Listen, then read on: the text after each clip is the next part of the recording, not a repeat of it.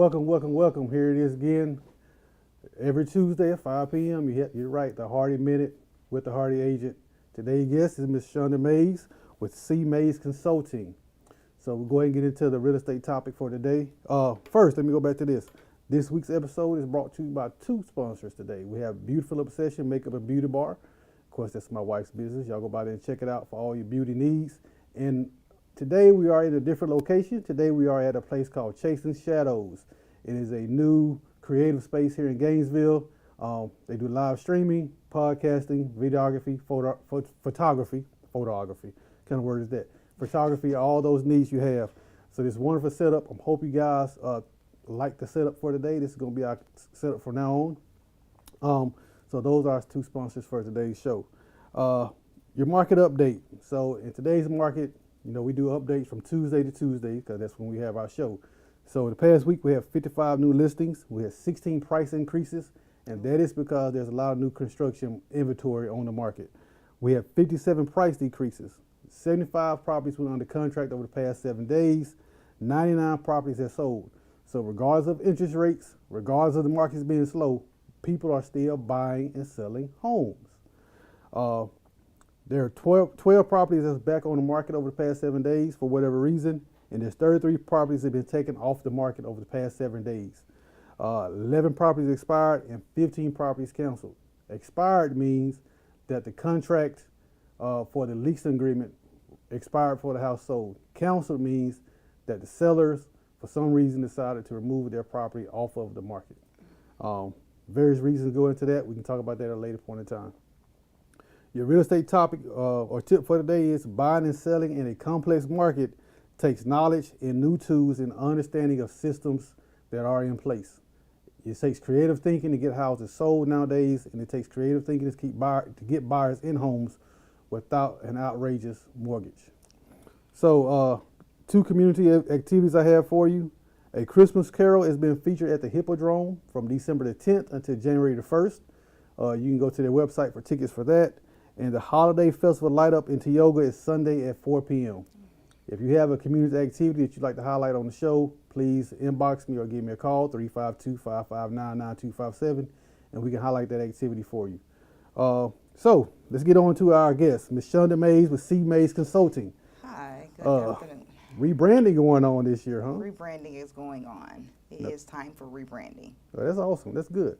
There's nothing wrong with rebranding. Just keep on moving, keep on doing your thing. So we're going to talk about tax preparation, tax consulting, tax problems that you see, things of that nature. Okay. So real quick, give me your top 3 tips to be successful during tax season. To be successful during tax season, I would definitely say tax planning, which means that you are keeping up with your expenses and your income during the whole year. For those individuals who are W-2 employees, I would say make sure that your W-4 is correctly updated. And for business owners, whether you're entrepreneur, corporation, sole proprietor, make sure you are keeping up with your expenses or business losses and your business profit, which is your business income during the year. So at the end of the year, you will not be scrambling, or you will not forget to give your CPA or your tax preparer any information that is vital or could possibly keep you from owing the IRS money. So I need that life lesson right there.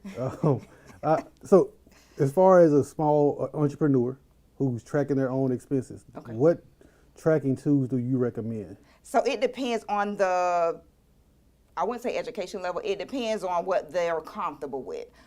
You do have Microsoft Excel. I would say if you know how to put formulas in Excel, Excel will be a good free program. If you want something that is more professional, I would say use QuickBooks.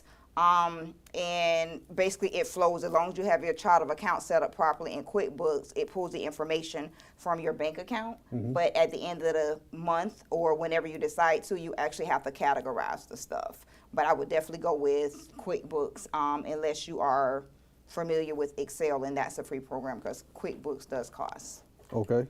And what is a common problem you see with, what's the biggest problem you see with individuals who end up owing the IRS? The W-4 is not set correctly. or they pulled money, or they took money out of their retirement and it put them into another tax bracket. Okay. It put them into a higher tax bracket. And when do you recommend actually start tax planning? At the beginning of the year. Okay.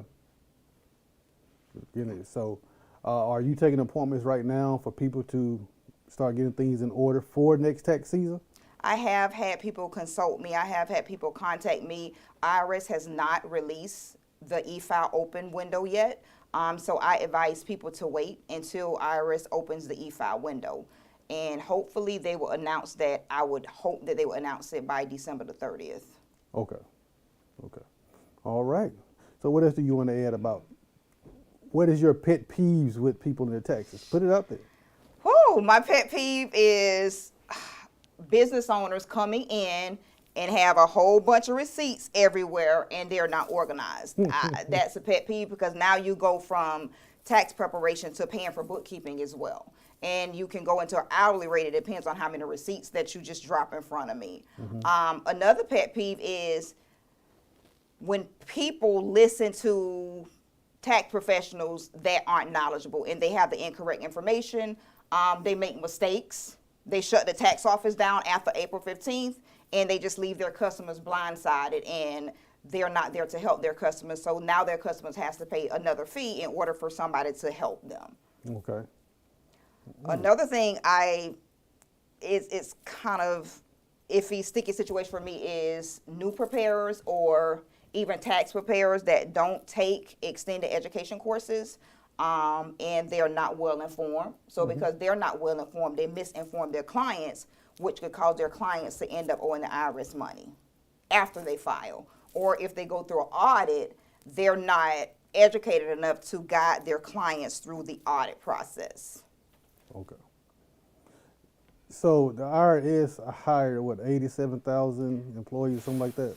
The IRS has hired a lot of employees. Actually, I got a phone call asking if I wanted to work for the IRS. So the IRS is doing a lot of hiring because they're increasing their audits and they're investigating the PPP fraud loan. So that's why. So usually the IRS the government usually have 7 years to go back, but it's increased to 10 years. And I personally feel, I don't know if this is true or not, but this is my opinion, that they increased that 3 extra years in order to catch people for the PPP loan fraud. So they're gonna be investigating that long? They're gonna invest. They have up to 10 years to investigate. So the PPP happened in 2020, 2021.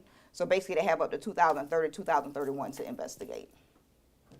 Well, I didn't get one, so I'm not worried about it. I mean, I had clients that did it, but it was legit because I know their finances and I know everything that they do with their taxes. So all of the clients I did, they got forgiven, so they don't have to pay the money back. Okay. All right then. So is it too late to have it forgiven? I have not been looking at the deadlines because all of my people are cleared. They can go to the website to see, or they can contact whoever did their PPP loan, or if they went through a bank, they can actually contact the bank.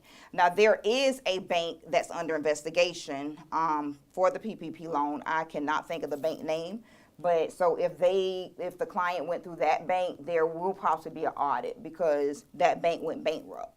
Okay. Actually, they went bankrupt. Somebody else bought the bank side out, but they did not buy the PPP loan side out. They were smart. They were smart. They were smart. Right. In my opinion, they were smart. Okay. So anything else you want to add today?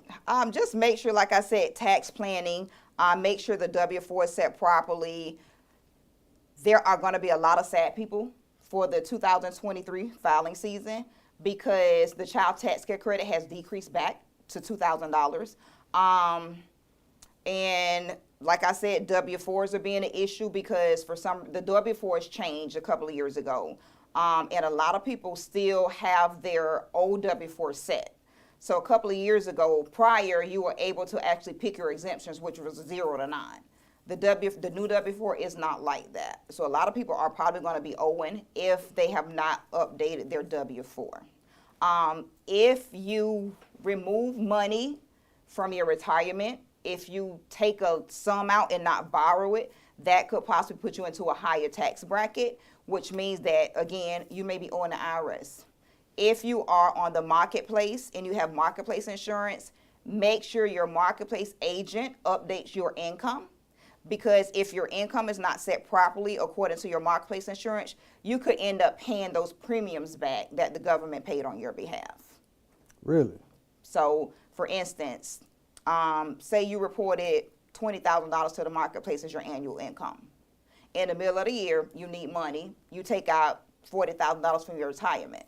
So now your income goes from $20,000 to $60,000, which means it's going to put you, for number one, in a higher tax bracket. And that means the marketplace has overpaid premiums because you reported that you're only making $20,000 a year.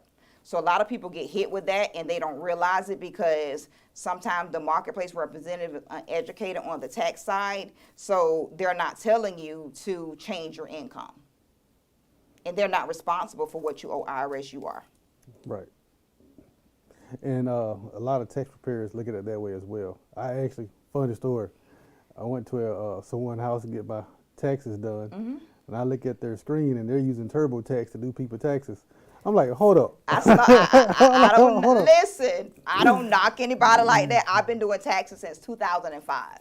Literally, that's how I started doing taxes, because once I had my children, I started going to H&R Block because now I have the child tax credit. Now I had the earned income credit. So I literally sat there and watched them do my taxes. So I'm like, okay, they charging me all this money and I probably can do this myself. So literally 2004, maybe I started doing my own taxes. And then 2005, I started doing family and some other people.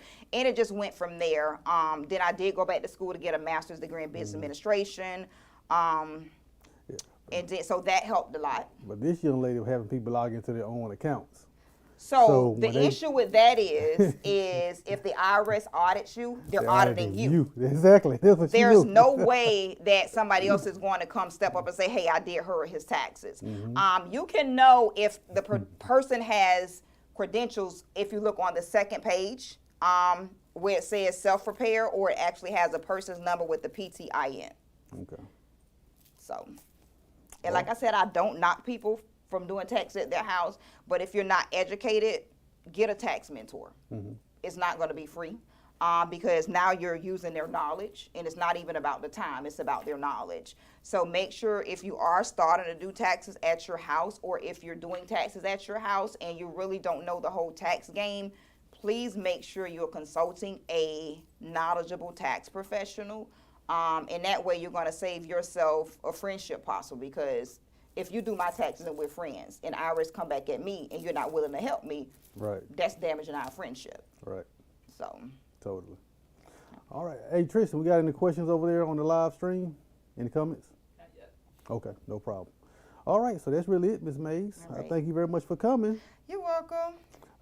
And Thank everybody. If y'all have any questions, you can Facebook me, or you can reach me at 352-681-0147. Say that again. 352-681-0147. You got an Instagram or TikTok where you giving advice? I do not have it. I got an Instagram. I think it's my name, Chanda Mayes. I don't know. That's why I'm rebranding, right? To make sure I stay up, because social media now is the platform. Nobody really passes out business cards. Nobody really passes out flyers. So social media is the new branding of the 2022-23. So social media is definitely the way to go. You're right. So good luck with your branding. I wish you all the best. I know next year you're going to blow it out the water even further. Pray, So, just is whatever God leads me to do. Speaking of real estate, when you go purchase a home, they're going to ask you for 3 years of your tax paperwork. Make sure that what you give the bank matches what IRS has on file. Say that one more time. When you prepare to purchase a home in your pre-qualification, even before you close, you have to submit your tax returns. Not only do you have to submit your tax returns, you have to sign at your closing a paper stating that they have permission to pull your 3 years of your tax returns. I can't think of the form because I do closings too. But you have to sign giving the bank permission to contact IRS on your behalf to get your tax returns. Make sure that whatever you submit to them is what the IRS has on record. It's easy to manipulate numbers, But the IRS is not going to manipulate your numbers. Correct. That is correct. That is correct. Yeah, I've heard of a situation like that. I haven't been a part of one, but I've heard of a situation And like they that. shut it down at the closing table. Yeah. So now you told everybody you're buying a house, and when you get to the closing table, your deal falls through because you're gonna go viral over earring. yeah, I don't knock my earring out. So when you get to the closing table, your deal falls through because there's errors on your paperwork. And that becomes an embarrassing thing now because you broadcasted that you're purchasing a house and now you can't. Right. So that's very important. Okay, that is a great tip. I mean, make sure that when you're buying a home, you're going to sign a lot of documents, and you're signing that you are being truthful in all aspects of this purchase. So if they find out that you are not truthful, you are defrauding the bank and you are defrauding the government, and you will most likely face a penalty for that. But I'm And it not can a turn lawyer. into wire fraud. That's a federal crime. I'm not We're a not lawyer lawyers, or we're not legal, but attorneys, we're not giving legal advice. We're just actually trying to make you careful and cautious of what to do and what not to do. Right. So, all right, good people. That is it for today. I thank you, Miss Chanda, for coming on. Thank you, Tristan, for helping me get my stuff together and look right. Once again, if you have any questions about real estate, when buying or selling, please give me a call, 352-559-9257. The Justin Hardy, the Hardy agent with Campus to Coast Realty. And I will be looking forward to seeing you next week. Take care. Have a good day.